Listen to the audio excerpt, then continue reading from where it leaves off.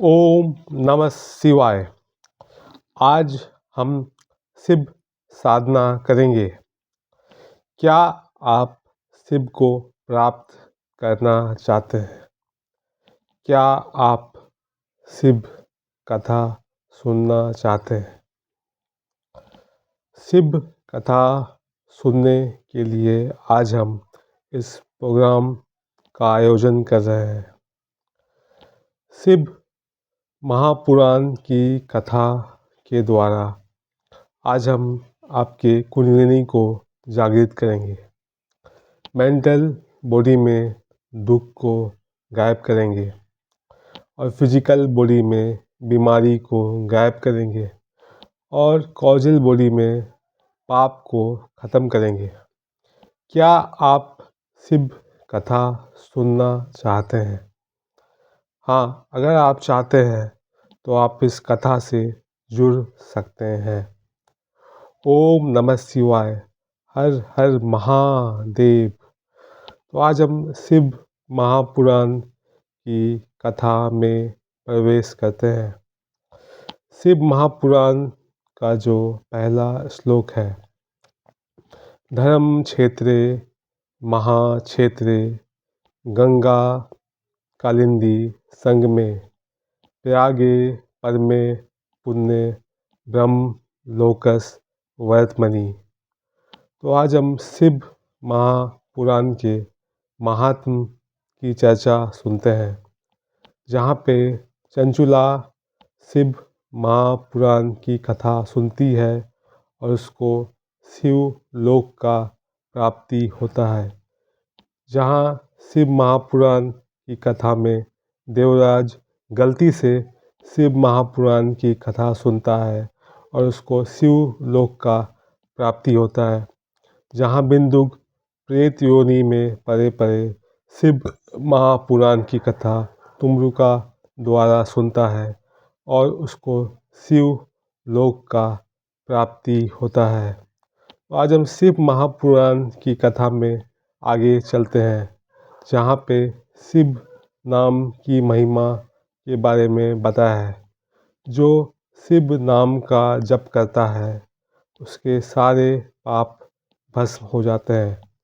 शिव नाम को गंगा कहा, भस्म को यमुना कहा और रुद्राक्ष को सरस्वती कहा। इन तीनों को त्रिवेणी कहा अर्थात प्रयाग कहा। जो शिव नाम का जप करता है, जैसा कि मैंने अभी बताया, उसके पाप भस्म हो जाते हैं। ऐसा शिव महापुराण में लिखा हुआ है और हमें विश्वास करना चाहिए, हमें इस पर संशय नहीं करना चाहिए। शिव महापुराण की कथा में हम आगे चलते हैं, जहाँ नारद विष्णु जी को श्राप देते हैं और नारद श्राप देने के बाद उनको बहुत पछतावा होता है और विष्णु जी उनसे कहते हैं कि तुम शिव महापुराण की कथा सुनो। नारद जी कहते हैं कि मुझे शिव महापुराण की कथा कौन सुनाएगा? तो विष्णु जी कहते हैं तुम ब्रह्मा के द्वारा शिव महापुराण की कथा सुनो। नारद जी ब्रह्मा जी से शिव महापुराण की कथा सुनने के लिए जाते हैं। ब्रह्मा जी कहते हैं कि नारद तुम धन हो जो शिव महापुराण की कथा सुनना चाहते हो। आगे ब्रह्मा जी नारद जी को शिव महापुराण की कथा सुनाना प्रारंभ करते हैं, जहाँ ब्रह्मा जी शिव सती विवाह के बारे में बताते हैं।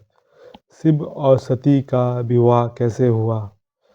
शिव और सती के विवाह में हमें देखेंगे कि दक्ष को देवी से वरदान प्राप्त होता है कि मैं तुम्हारी पुत्री बनूंगी और देवी दक्ष की पुत्री बनती है और उनका नाम सती पड़ता है और सती फिर तपस्या करती है और उनको शिव का दर्शन होता है और वो शिव की पत्नी बनती है। तो रामचरितमानस में भी इसी प्रकार शिव और सती के बारे में बताया है। आगे चलकर शिव महापुराण में शिव पार्वती के बारे में बताया है। शिव पार्वती का विवाह कैसे हुआ, वो बहुत बड़ा शिव महापुराण में बताया है। तो आज हमने शिव महापुराण की कथा सुना, जहाँ हमने शिव और सती का विवाह देखा और नारद जी कैसे विष्णु जी को श्राप देते हैं। तो अभी हम 5 मिनट हो चुका है और हम ओम नमः शिवाय मंत्र का जप कर लेते हैं। ओम नमः शिवाय, ओम नमः शिवाय। अभी हम श्री शिवाय नमस्तुभ्यम मंत्र का भी जप कर लेते हैं। श्री शिवाय नमस्तुभ्यम, श्री शिवाय नमस्तुभ्यम। और मैंने आपको अभी शिव महापुराण की कथा सुनाया। अभी हम कुछ भागवत की कथा भी सुन लेते हैं। भागवत में भी शिव कथा उसी प्रकार है जैसा शिव महापुराण में है। भागवत में भी शिव कथा है और भागवत में तो बहुत सारी कथाएं हैं। जहाँ प्रहलाद के बारे में बताया, जहाँ भगवान रास करते हैं और अन्य बहुत सारी कथाएं। तो आज हम शिव महापुराण की कथा में हमने देखा कि कैसे शिव और सती का विवाह हुआ और हमने रुद्राक्ष की महिमा को भी सुना। और मैंने अब शिव नाम के बारे में भी आपको बताया। और सती ने जहाँ शिव नाम के बारे में कहा है कि जो शिव नाम का 2 अक्षर का नाम जप कर लेता है, उसके सारे पाप भस्म हो जाते हैं, उसका कल्याण हो जाता है। तो अभी मैं आपको भागवत में ले चलूँगा, जहाँ भागवत में भगवान श्री कृष्ण रास करते हैं।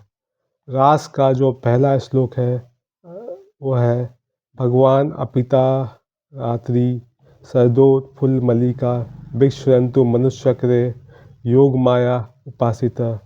तो भागवत में तो बहुत बड़ा रास के बारे में बताया है। अभी हम शिव महापुराण की चर्चा कर रहे थे, अभी हम कुछ भागवत भी देखेंगे। भागवत में भी शिव महापुराण की चर्चा है। भागवत में भी शिव कथा है और भागवत में महाभारत के बारे में भी बताया है, जहाँ पे अश्वत्थामा परीक्षित जो उत्तरा के गर्भ में पड़े रहते हैं उन पर बाण चलाता है। और जब परीक्षित को मारने के लिए अश्वत्थामा बाण चलाता है तो उत्तरा श्री कृष्ण के चरणों में जाती है और भगवान कैसे उस बाण को शांत करते हैं और किस प्रकार उत्तरा के गर्भ की रक्षा करते हैं। और बाद में परीक्षित सुखदेव जी से भागवत की कथा सुनता है।